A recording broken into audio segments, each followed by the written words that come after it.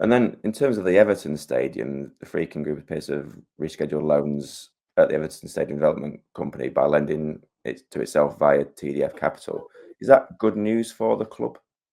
Yeah, we don't know yet how it's all structured, so we'll have to wait and see.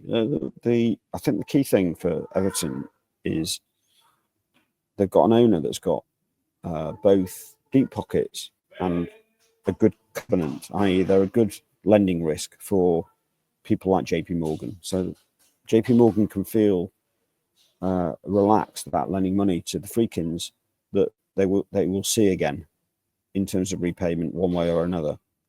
And that means that they get better interest rates and they get security, probably maybe over a range of assets, which means that the interest that they pay is cheaper.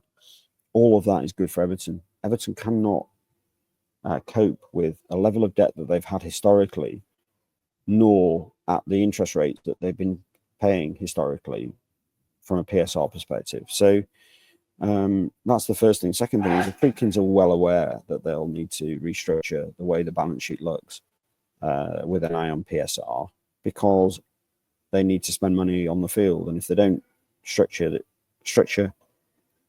the balance sheet right, they're not going to be able to do that. So they'll sort that out as well. And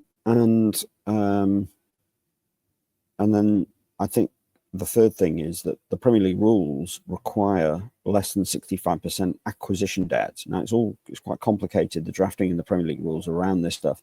But what it does mean is that a new buyer that comes in has to test the level of debt that they've used to acquire the club on day one, on the 6-month mark, and on the 12-month mark, and all of them have got to be below 65% of the total deal cost. So you can't go in and put in hundreds of millions of debt and no equity. They're going to have to put in a very large amount of equity into the mix. So again, Everton fans should be comforted by the fact that they have to do that under the Premier League rules, but they're going to want to do it anyway, because they're going to want to keep the level of interest that they're paying for a PSR perspective as low as possible. Clearly, the more that they can put on the stadium, the better. But in terms of the non-stadium debt, they're going to want to keep that as low as possible, because that will impact their PSR calculation.